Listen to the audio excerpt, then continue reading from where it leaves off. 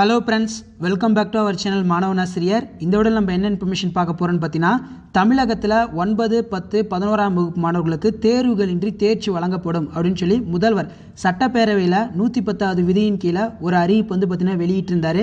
இப்போ இந்த அறிவிப்புக்கு ஜியோ பார்த்தீங்கன்னா ரிலீஸ் பண்ணியிருக்காங்க. கவர்மெண்ட் ஆர்டர் பார்த்தீங்கன்னா வெளியிட்டிருக்காங்க. மதிப்பெண் முறைகள்லாம் எப்படி இருக்கும் அதெல்லாம் பற்றி இந்த வீடியோ டீட்டெயிலாக பார்க்கலாம். அது பார்க்கறதுக்கு முன்னாடி நம்ம மாணவன் ஆசிரியர் யூடியூப் சேனலை சப்ஸ்கிரைப் பண்ணுங்கள். கீழே இருக்கிற பெல் ஐக்கனை ப்ரெஸ் பண்ணிட்டீங்கன்னா உடனுக்குடன் நோட்டிஃபிகேஷன் வரும். வாங்க வீடியோக்குள்ளே போகலாம். அதாவது இன்று தமிழகத்தில் 9, 10, 11ஆம் வகுப்பு மாணவர்களுக்கு தேர்வுகளின்றி தேர்ச்சி அறிவிக்கப்பட்டது. அதுக்கான அரசாணை பார்த்தீங்கன்னா வெளியிட்டிருக்காங்க. அதாவது 9, 10, 11ஆம் வகுப்பு மாணவர்கள் பொதுத் தேர்வின்றி தேர்ச்சி பெற்றதாக அறிவிக்கப்பட்டதற்கான தமிழகத்துடைய அரசாணை வெளியிட்டிருக்காங்க. ஸோ இதில் மாணவர்கள் அனைவரும் தேர்ச்சி அப்படின்னு சொல்லியிருக்காங்க. ஸோ இதில் எந்தெந்த மாணவர்கள் தேர்ச்சி பெற்றதாக சொல்லியிருக்காங்க அப்படின்னு பார்க்கலாம். இங்கே கீழே பார்த்தீங்கன்னா கொடுத்துருக்காங்க. 2020-21ஆம் கல்வியாண்டில் தமிழ்நாடு மாநில பாடத்திட்டத்தின் கீழ் செயல்படும் அனைத்து அரசு பள்ளிகள், அரசு உதவி பெறும் பள்ளிகள், மெட்ரிகுலேஷன் பள்ளிகள் மற்றும் சுயநிதி பள்ளிகளில் 9ஆம் வகுப்பு பயிலும் மாணவர்கள் அனைவரும் முழாண்டு தேர்வு மற்றும் 10 மற்றும் 11ஆம் வகுப்பில் பயிலும் மாணவர்கள் அனைவரும் பொது தேர்வுகள் எதுவுமின்றி தேர்ச்சி பெற்றதாக அறிவிக்கப்படுகின்றனர். ஸோ அப்போ இது யாருக்கு சொல்கிறாங்கன்னா, மாநில பாடத்திட்டத்தின் கீழே அரசு பள்ளிகள், அரசு உதவி பெறும் பள்ளிகள், மெட்ரிகுலேஷன், சுயநிதி பள்ளிகள், சரிங்களா? இதில் சிபிஎஸ்சி இன்க்ளூட் ஆகாது. சிபிஎஸ்சி பொறுத்த வரைக்கும் அவங்க சென்ட்ரல் போர்டு சிலபஸ் படிப்பாங்க, சரிங்களா? ஒன்லி மாநில பாடத்திட்டத்தில் படிக்கக்கூடிய மாணவர்களுக்கு மட்டும்தான் தேர்ச்சி அப்படின்னு சொல்லியிருக்காங்க.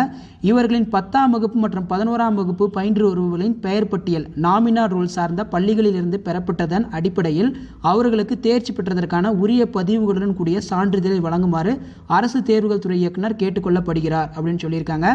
இதில் அந்த மதிப்பெண் முறைகள் பற்றி பார்த்தீங்கன்னா எதுவும் குறிப்பிடலை. இந்த அரசாணையில் எதுவும் குறிப்பிடலை. இதில் என்ன சொல்லியிருக்காங்கன்னா, இந்த கல்வியாண்டில் மாணவர்கள் மற்றும் ஆசிரியர்கள் எதிர்கொண்ட அசாதாரண சூழ்நிலை கருத்தில் கொண்டு, பெற்றோர்களுடைய கோரிக்கையை கருத்தில் கொண்டும், கல்வியாளர்களை கருத்துக்களை பரிசீலித்து 2020-21ஆம் கல்வியாண்டில் 9, 10, 11ஆம் வகுப்பு மாணவர்கள் அனைவரும் உள்ளாண்டு தேர்வு பொதுத் தேர்வின்றி தேர்ச்சி பெற்றதாக அறிவிக்கப்படுகிறது. அதை தான் சொல்லியிருக்காங்க. செய்தி குறிப்பில் என்ன சொல்லியிருந்தாங்களோ அதே தான் ஜியோவிலையும் சொல்லியிருக்காங்க. மாணவர்களுக்கான மதிப்பீடு நெறிமுறைகள் அரசால் விரிவாக வெளியிடப்படும் அப்படின்னு சொல்லியிருக்காங்க. ஸோ அப்போ இதை பொறுத்த வரைக்கும் ஏதாவது ஒரு எக்ஸாம் வைப்பாங்க. ஆனுவல் எக்ஸாமோ, ரிவிஷன் எக்ஸாமோ இந்த மாதிரி வச்சு மார்க் போடுறதுக்கான வாய்ப்புகள் தான் இருக்குது. ஏன்னா பார்த்தீங்கன்னா 10வது மார்க்குங்கிறது ரொம்ப ரொம்ப முக்கியம். 11ஆம் வகுப்பு சேருவதற்கு 10வது மார்க் தான் அடிப்படை.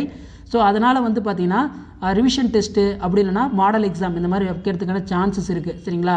ஸோ நிறைய பேர் மினிமம் பாஸ் மார்க் கொடுக்கலாம்ல அப்படிங்கிற மாதிரி கேட்டிருந்தீங்க. மினிமம் பாஸ் மார்க் கொடுக்குற மாதிரி இருந்தால் அது பார்த்தீங்கன்னா +1 குரூப் எடுக்கும்போது பார்த்தீங்கன்னா உங்களுக்கு ஒரு சில பிரச்சனைகள் இருக்கும், சரிங்களா? அதனால் ஏதாவது ஒரு முறையில் தேர்வுகள் நடத்தி அதுக்கான மதிப்பெண்கள் கொடுக்கறதற்கான வாய்ப்புகள் தான் இருக்குது. ஸோ எனக்கு தெரிஞ்ச அப்டேட்டை நான் இப்போ சொல்கிறேன். ஸோ இதான் அப்டேட் யூஸ்ஃபுல்லாக இருந்துச்சுன்னா உங்கள் ஃப்ரெண்டுக்கு ஷேர் பண்ணுங்கள். மறக்காத மாணவன் ஆசிரியர் யூடியூப் சேனல் சப்ஸ்கிரைப் பண்ணுங்கள். நன்றி.